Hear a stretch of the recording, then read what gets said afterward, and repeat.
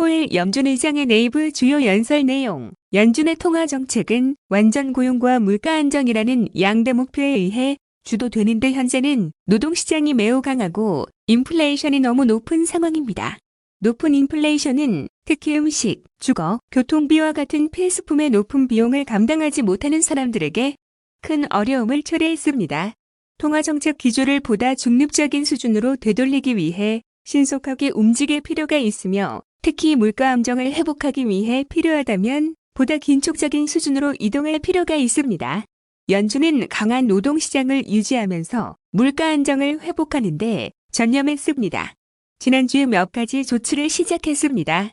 팬데믹 시작 이후 처음으로 정책 금리를 인상하고 연준의 목표에 도달하기 위해 지속적인 금리 인상이 적절할 것으로 기대한다고 공표했습니다. 다가오는 회의에서 연준 대차 대조표 규모를 줄이기 시작할 것으로 기대한다고 밝혔으며 기자회견에서는 5월 회의에서 조치가 취해질 수 있다고 언급했지만 결정된 것은 아닙니다. 오늘은 우선 이러한 행동을 보증하는 경제 상황에 대해 논의한 후 통화 정책의 향후의 진로에 대해 설명하고자 합니다. 노동시장 상황. 노동시장이 매우 강하며 상당한 모멘텀을 가지고 있습니다. 오미크론 변이에도 불구하고 지난 3개월간 고용 증가로 175만 개의 일자리가 추가로 창출되었습니다. 실업률은 3.8%로 사상 최저치에 근접하고 있는데 대부분의 전망 기관들이 예상했던 것보다 훨씬 빠르게 이 수준에 도달했습니다. 고용의 불균형은 여전하지만 고용 증가가 인종, 인구 통계 그룹 전체에 걸쳐 광범위하게 나타났습니다. 많은 고용 지표로 평가할 때 노동시장이 매우 타이트하며 팬데믹 직전의 강한 고용시장보다도 더 그러합니다. 현재 실업률이 더 높음에도 불구하고 팬데믹 전보다 훨씬 더 많은 일자리가 채워지지 않고 있으며 실제 구직자 1명당 1.7명이라는 기록적인 구인 공고가 기록되고 있습니다. 기록적인 수의 사람들이 월급을 더 많이 받는 다른 직업을 갖기 위해 일을 그만두고 있습니다. 명목임금은 수십 년 만에 가장 빠른 속도로 상승하고 있으며 임금 분배의 하위에 있는 직원과 생산직 및 비감독직 근로자들의 상승폭이 가장 큽니다. 실업률이 팬데믹 전보다 실제로 높다는 것을 고려하면 노동시장이 왜 그렇게 타이트한지 생각해 볼 가치가 있습니다. 1. 자연 실업률이 일시적으로 상승할 수 있기 때문에 임금 압력이 더 크게 나타났습니다.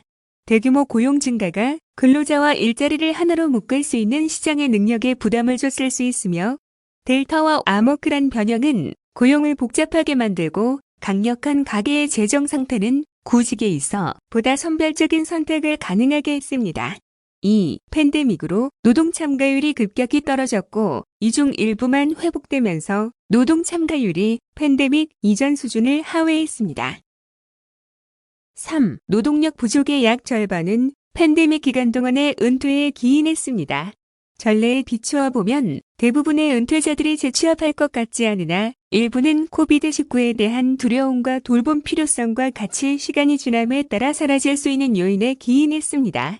핵심 노동인구의 참가가 여전히 팬데믹 이전 수준을 훨씬 밑돌고 있기 때문에 진전될 여지가 있으나 좀 더 완전한 반등에는 시간이 걸릴 것으로 보이며 노동 참가율 상승은 종종 실업률 감소에 상당히 뒤처져서 나타났습니다. 전반적으로 노동시장은 강세지만 수급 불균형이 뚜렷했습니다. 연준의 통화정책 수단들은 단기적으로는 노동 공급 문제를 해결할 수 없지만 장기적으로는 공급을 가로막는 요인이 완화될 것으로 보입니다. 연준이 정책 수단을 사용해 과수요를 억제함으로써 고용과 임금의 지속 가능한 성장을 촉진하고자 합니다. 인플레이션 전망. 러시아의 우크라이나 침공 이전부터 올해 인플레이션 전망은 크게 악화됐습니다. 인플레이션의 상승은 예측가들이 일반적으로 예상했던 것보다 훨씬 크고 지속적이었습니다.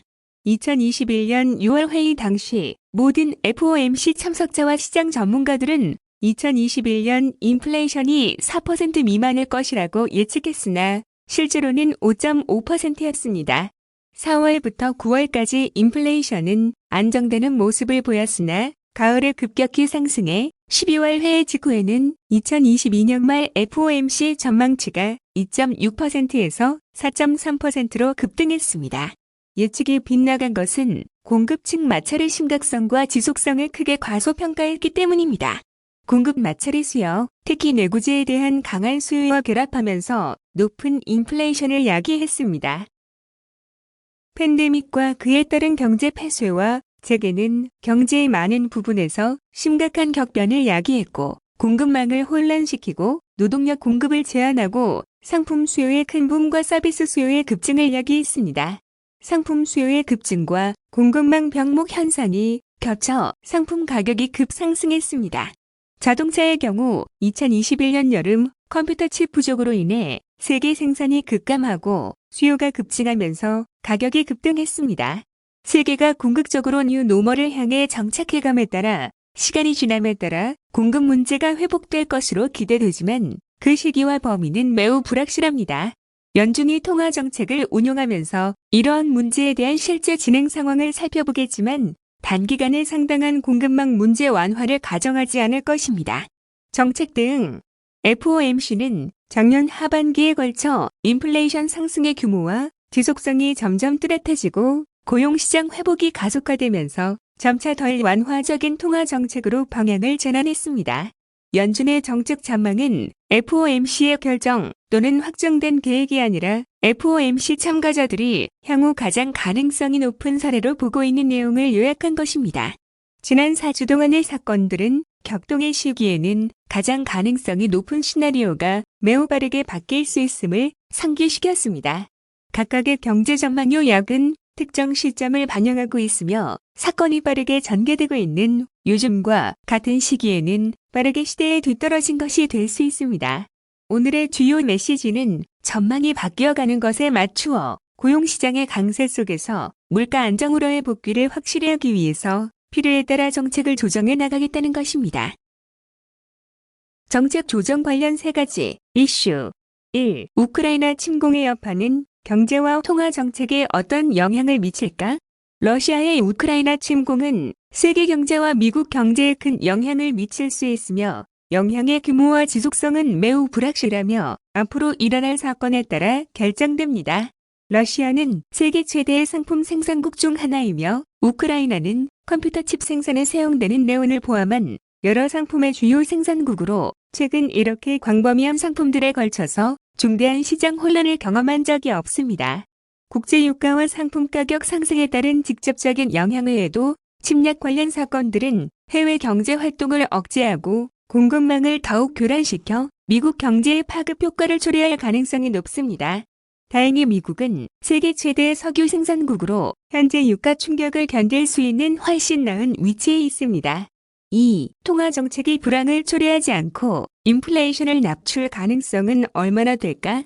역사적 기록이 낙관론의 근거를 제공한다고 믿으며 연착륙은 미국 통화 역사상 비교적 흔했습니다.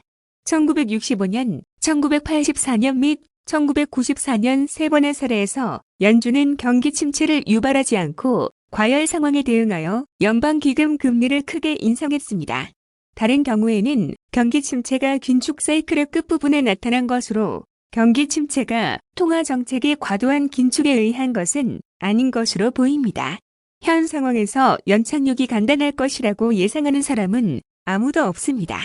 통화 정책은 종종 모든 수단이라고 하지만 우리는 최선을 다할 것이며 경제는 매우 튼튼하고 긴축적인 통화 정책을 다룰 수 있는 좋은 위치에 있다는 것을 주목할 필요가 있습니다. 3. 물가 안정을 회복하려면 무엇이 필요할까? 노동시장 상황이 계속 강해지려면 물가 안정이 필수적입니다. 차기 회의에서 연방기금 금리를 25bp 이상 인상에 보다 적극적으로 움직이는 것이 적절하다고 판단되면 그렇게 할 것입니다. 만약 우리가 중립이라는 일반적인 조치를 넘어 보다 긴축적인 기조로 강화할 필요가 있다고 판단한다면 그 또한 할 것입니다. 최근 단기 인플레이션 기대치는 인플레이션과 함께 상승했지만 장기 기대치는 여전히 그 역사적 범위에 잘 고정되어 있습니다.